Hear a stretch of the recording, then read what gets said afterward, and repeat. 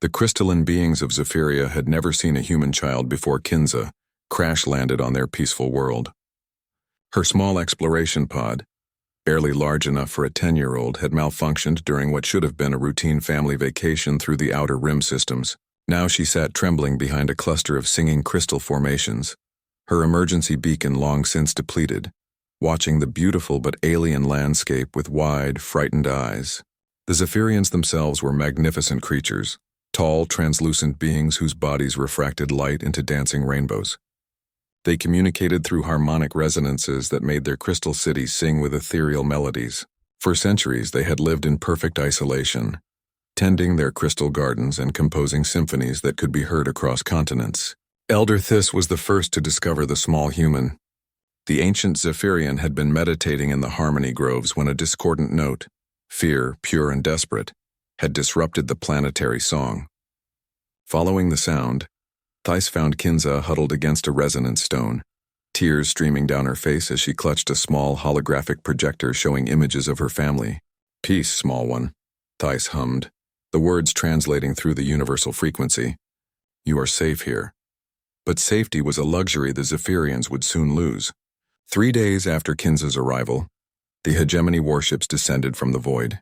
The Raxian Hegemony had been expanding aggressively across this sector, enslaving species and strip-mining worlds for their vast industrial complexes.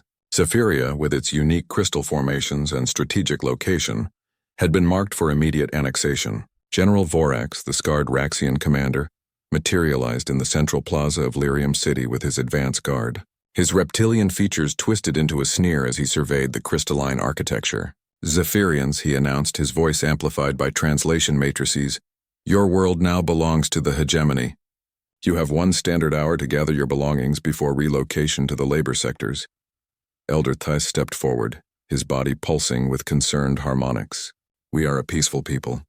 We wish no conflict, but we cannot abandon our world. It is part of our very essence." Vorax's laugh was harsh and grating. "Your essence will serve the Hegemony well in the mining colonies. Crystalline beings make excellent living computers." That's when young Adnan, barely 18 and serving his first tour aboard the exploration vessel Terra Nova, received Kinza's emergency signal. The beacon had finally recharged enough to send out a weak distress call, and Adnan, monitoring communications during a routine patrol, picked up the transmission. "Captain Morrison," Adnan called from his station, his voice tight with urgency. "I'm receiving a distress signal from an uncharted world. It's from a child, sir. A human child." The bridge fell silent. Human children didn't just end up on uncharted worlds. Within hours, the Terra Nova and her escort frigates were in hyperspace, racing towards Zephyria. But they were too late to prevent the Hegemony's arrival, and what happened next would echo through galactic history. When Vorax's soldiers began herding the Zephyrians toward the transport ships, they discovered Kinza. The small human girl had been hiding in the crystal gardens, protected by a group of young Zephyrians who had surrounded her with their own bodies. Well, Vorax mused, studying the child. "A human. Your species has some value as slave labor. You'll come with us." But as Raxian soldiers moved to grab Kinza, something unprecedented happened. The Zephyrians, a species that had never known violence, had never raised a hand in anger, formed a living shield around the terrified child. "No." Elder Thys resonated, his harmonic voice carrying absolute determination. "The small one is under our protection. She has brought no harm to our world. We will not allow harm to come to her." What followed was a massacre. The Zephyrians refused to move, refused to let the soldiers reach Kinza. They absorbed blaster fire, their crystal bodies cracking and dimming, but they held their ground. Adults, elders, even younglings, an entire generation of peaceful beings died protecting one human child they barely knew. Thys was among the last to fall, his body finally shattering as he whispered to Kinza, "Be brave, little star. Your song will bring help." The Terra Nova dropped out of hyperspace just as Vorax was loading the survivors onto his transports. Captain Morrison took one look at the crystal battlefield, at the small human girl cradled in the arms of dying Zephyrians, and his weathered face went cold. "All ships, battle stations, comms, send this message to Earth Command immediately." Adnan watched from his station as the human fleet engaged the Hegemony forces. It wasn't even a contest. Raxian ships designed for subjugating peaceful species crumbled before the coordinated fury of human military doctrine.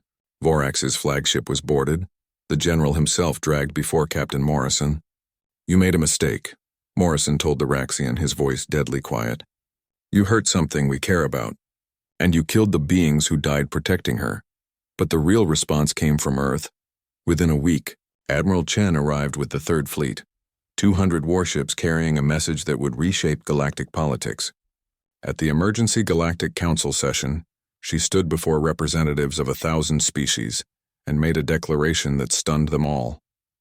"The Zephyrian species, all surviving members and their homeworld, are hereby placed under the protection of the Terran Confederation," Admiral Chen announced.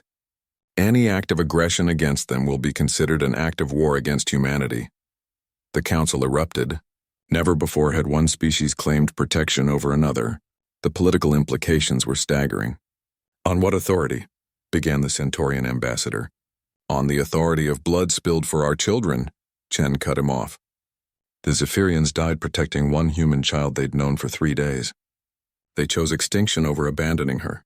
That kind of courage, that kind of selfless love, it doesn't go unrewarded. Not by humanity." The Hegemony protested, threatened, postured. It made no difference.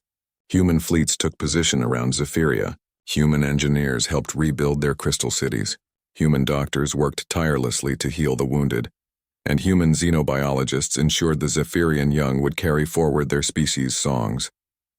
Kinza, now safely returned to her family, never forgot her crystal guardians. She grew up to become humanity's first harmonic ambassador, learning to speak the Zephyrian song language and serving as a bridge between the species. And Adnan, the young communications officer who'd first heard her cry for help, dedicated his life to monitoring the void, ensuring no child, human or otherwise, would ever face the darkness alone again. The Galactic Council eventually ratified the Terran Protection Doctrine, but they never forgot the lesson. Humanity's greatest strength wasn't their weapons or their technology. It was their capacity to recognize courage, honor sacrifice, and extend their protection to those who had earned it through the most precious currency in the universe, love for their children. The Zephyrians still sing their crystal songs across their reborn cities, but now their harmonies carry a new note: gratitude for the species that declared their light too precious to ever let fade into darkness again.